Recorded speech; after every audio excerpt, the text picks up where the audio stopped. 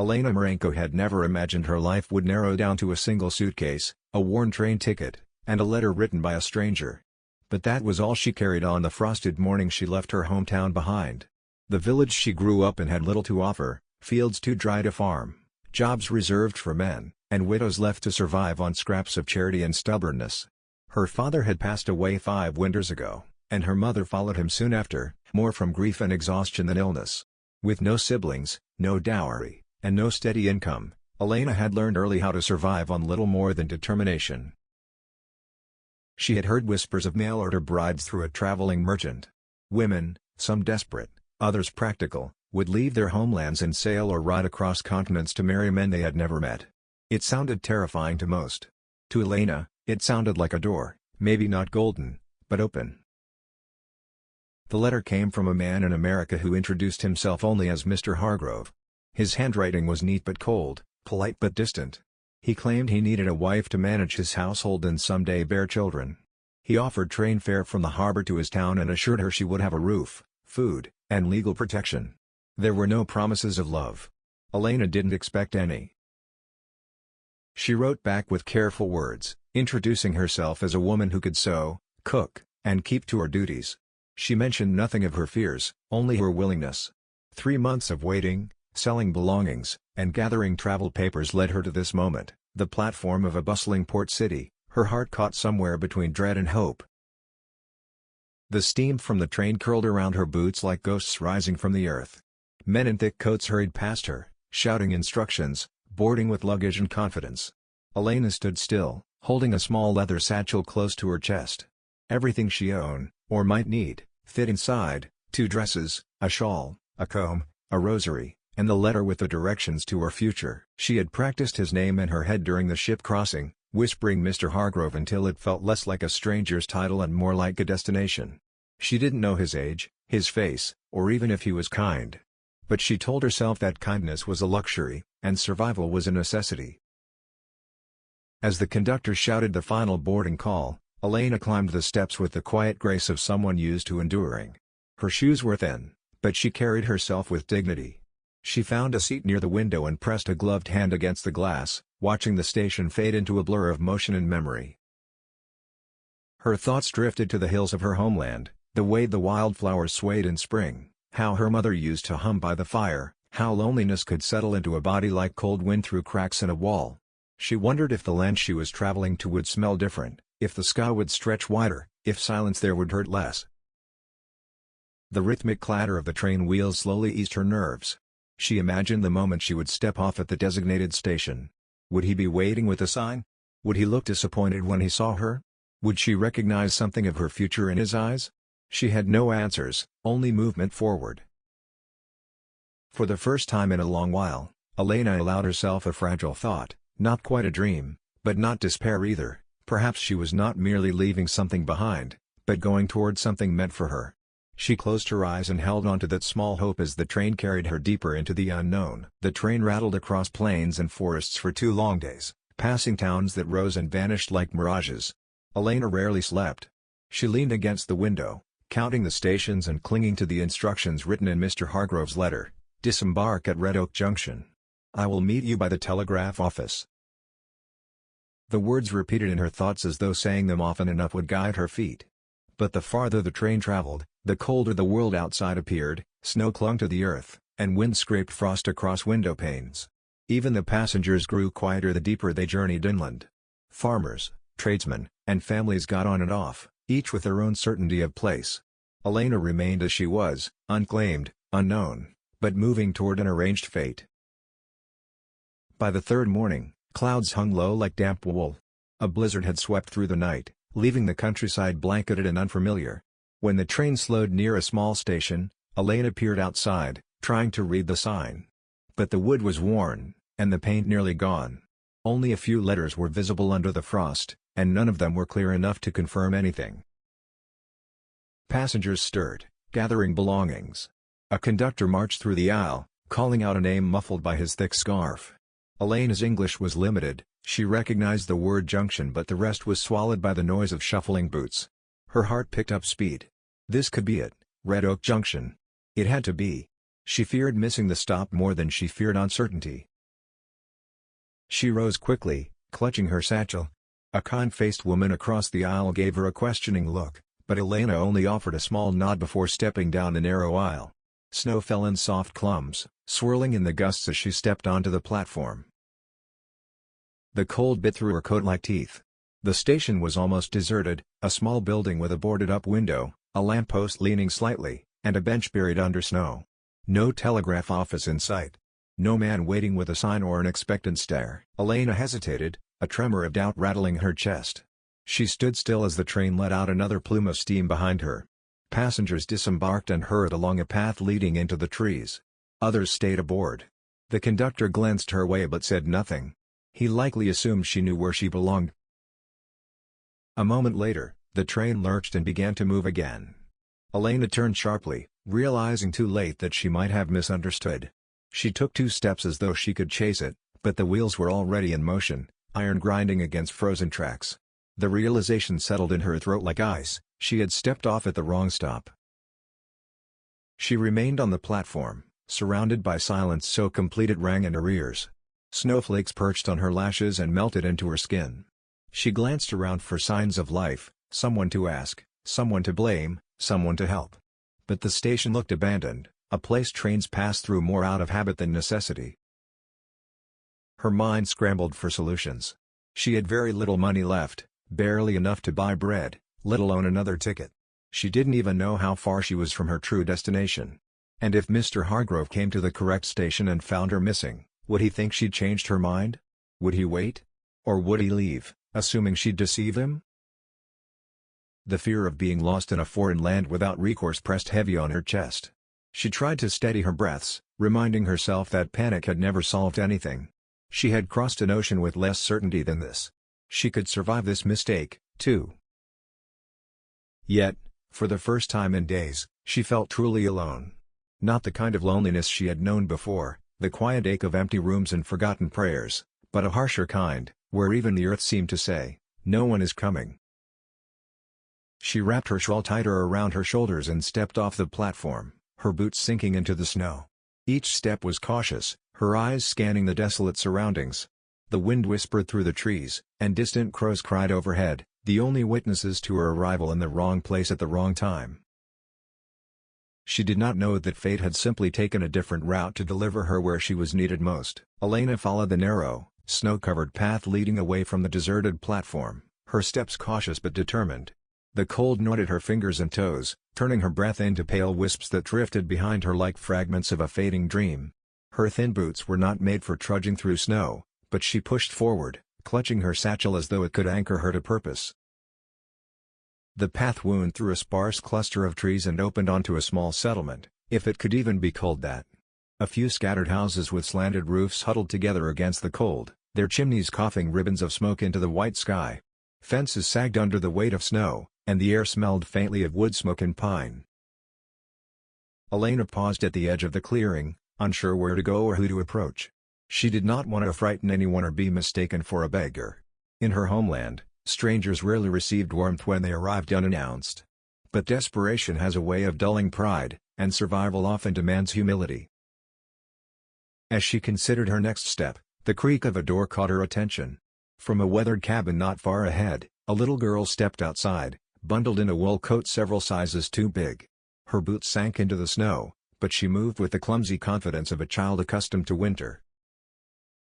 The girl, perhaps 6 or 7, had curly chestnut hair peeking from under a knitted cap. She paused when her eyes met Elena's, wide, curious, unafraid. For a heartbeat, neither moved.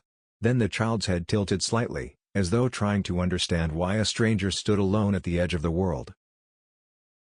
Before Elena could gather words in English, the cabin door opened wider, and a man stepped out. He was tall, with dark hair and a beard dusted with snow. His coat was worn but well kept, his posture tired but sturdy. He carried a small axe in one hand, likely intending to fetch firewood. When he noticed where the girl was looking, he followed her gaze and spotted Elena. His brows drew together, not in anger, but wariness. Strangers rarely wandered this far out without reason. Elena's heart quickened. She did not know how to explain herself. Her English was halting, and she feared sounding foolish or hopeless. For a moment, the three stood in silence, an outsider, a child, and a man bound by grief and routine. The little girl broke the stillness first. She took a tentative step toward Elena, then another, her boots crunching in the snow. The man called softly, "Lydia, stay close," his voice low and steady. But Lydia did not retreat. Something in her small face, an instinct or a longing, pulled her forward. Elena bent slightly, unsure whether to smile or speak. Before she could attempt a greeting, Lydia reached out a mittened hand and touched the fabric of Elena's skirt, as though confirming she was real. Then, in a voice barely above a breath, the girl whispered, "Papa. God finally answered us." The world seemed to pause. The man, a widower named Samuel Reeves, stared at his daughter, stunned. He looked from Lydia to the stranger, confusion and something softer flickering in his expression. He hadn't written for a bride. He hadn't advertised for help. He hadn't invited anyone into the quiet ache of his home. And yet, his daughter, who prayed every night for a mother she barely remembered, stood before this lost woman with a certainty that no adult logic could challenge. Elena did not understand all the words, but she understood the tone, the awe, the hope. She glanced from Lydia to Samuel, unsure whether to apologize, explain, or simply vanish back into the trees. But the moment had already shifted the air around them, subtle, unseen, irreversible. Some meetings do not begin with names or questions. Some begin in silence and are sealed with a child's belief that fate sometimes wears snow-soaked boots and carries a suitcase of unintended miracles. Samuel Reeves stood frozen on the cabin's porch, the axe still in his gloved hand, his breath suspended in the frosty air. Lydia's words struck him harder than any storm could. "Papa, God finally answered us." He wasn't sure if he wanted to correct her, laugh, or fall to his knees and weep. It had been 3 years since his wife, Margaret, passed away in childbirth. The baby hadn't survived either. Since then, the house had felt too large, the nights too long, and Lydia's prayers too heavy for a man whose faith had withered quietly. He had never encouraged her to stop praying for a mother, but he had steeled himself against the idea that anyone could fill that missing place. Yet here was a woman in a snow-dusted coat, standing at the edge of his land like something delivered by accident, or by providence. Elena, meanwhile, stood painfully aware of her silence. She clasped her satchel to her chest, her breath uneven. She could see the man, Lydia's father, studying her with a guarded expression. He did not look cruel, but he looked tired, and tired men did not always have patience for strangers.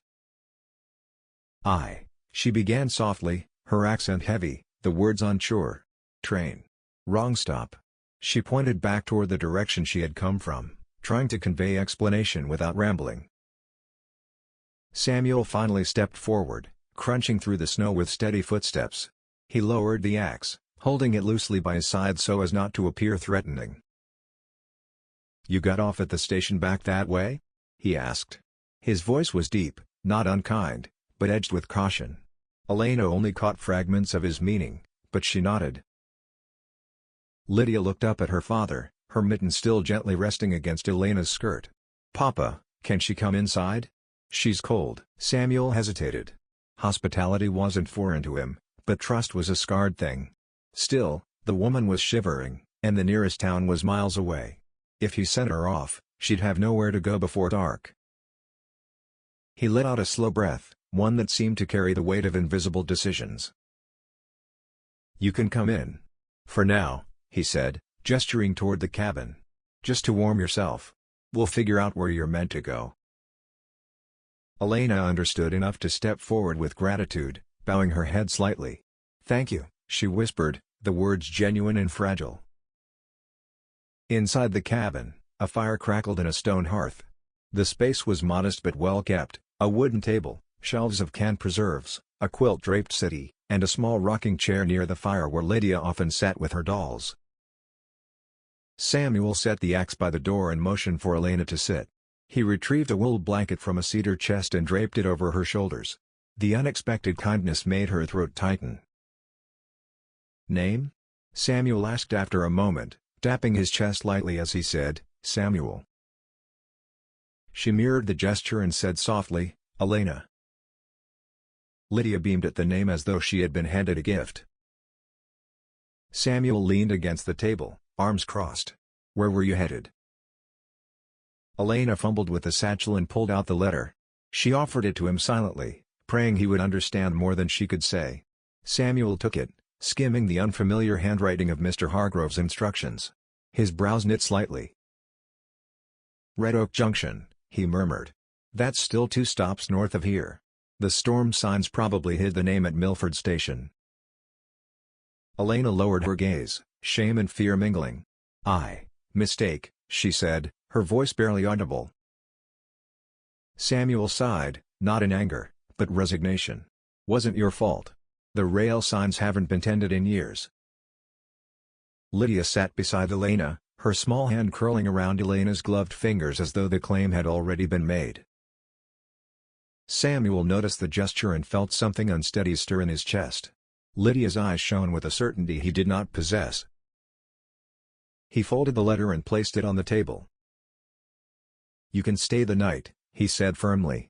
Tomorrow, I'll find a way to get word to the station master, and maybe arrange transport to Red Oak. But even as he spoke the words, a quiet, unspoken thought flickered at the edges of his mind, one he wasn't ready to name. Sometimes fate didn't knock. Sometimes it simply stepped off at the wrong stop. Night crept over the land with a hush that only winter could command. Inside Samuel's cabin, the fire cast a gentle glow that softened the edges of the worn furniture and lit the strands of Elena's hair like amber. She sat near the hearth, wrapped in the wool blanket, quietly drying the edges of her skirt while Lydia nestled beside her with unshaken trust. Samuel busied himself at the stove, ladling soup from a cast-iron pot. He wasn't sure why he'd made extra, habit, perhaps, or something unnamed. When he set a bowl before Elena, she lowered her gaze in gratitude, whispering, "Thank you," with the careful pronunciation of someone who did not want to misuse a blessing. Lydia ate with quiet excitement, sneaking glances at their unexpected guest as though afraid she might vanish if not watched closely. Samuel mostly kept his eyes on his bowl, though now and then he studied Elena with the careful caution of a man weighing what could not be spoken aloud. After supper, Lydia fetched a patchwork quilt and settled herself on the small rug at Elena's feet, as though the matter of belonging had already been settled in her heart. Samuel noticed but did not comment. Sometimes children understood before adults stared too. He cleared the table and finally spoke in his measured tone. "Weather's getting worse tonight. Roads'll be buried by morning." Elena looked toward the frost-framed window, where wind dragged snowflakes across the panes like brushstrokes of white ink. She understood enough to know that leaving in such weather would be impossible. "I go when storm finish," she said gently. Samuel nodded. "That's sensible." But Lydia's face fell at the thought. She scooted closer to Elena and whispered, "You don't have to leave. We asked God." Samuel stiffened slightly. "Lydia." Before he could finish, Elena placed a soft hand over the girl's, offering a small, reassuring smile. She did not claim promises she couldn't keep, but neither did she dismiss the child's hope. Samuel sat down across from them, folding his hands. "I'll ride to town when the storm breaks. Get word to the station master. Maybe even send a telegraph to that man you're meant to meet." He didn't mean the last words bitterly, but something in his voice betrayed concern he couldn't name. Lydia looked at him with wide eyes, as though he'd spoken something too final. Elena nodded, though uncertainty flickered across her features. "I not want trouble." "You're not trouble," Samuel said quietly.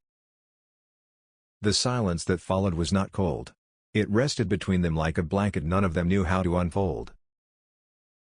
As the night deepened, Samuel prepared a place for Elena to sleep on the settee near the fire.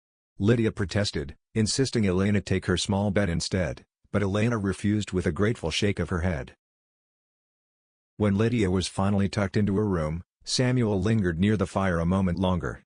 Elena sat quietly, smoothing the worn fabric of the blanket across her lap. "She's taken to you quickly," he said quietly, eyes fixed on the flames. Elena hesitated, then replied, "She. Kind. Brave." Samuel managed a faint smile. "She's been lonely." Their eyes met briefly, just long enough to feel the unspoken ache in both their histories. Then Samuel nodded, banking the fire. "Get some rest. We'll speak more in the morning." As he turned to leave, Lydia's door creaked open and a small voice floated out, "Papa? Don't send her away." Samuel paused at the threshold of his room, his hand resting on the doorframe. He didn't answer immediately. Instead, he looked back at the quiet figure by the fire, the woman who had not been expected, and yet felt oddly placed. "I won't," he began, then corrected himself softly. "Not tonight." Lydia closed her door, satisfied. And as snow whispered against the windows and silence gathered around the cabin, 3 lives, each shaped by loss, prayer, and accident, settled into a night that felt less like a pause and more like the beginning of something that had been waiting for them all along.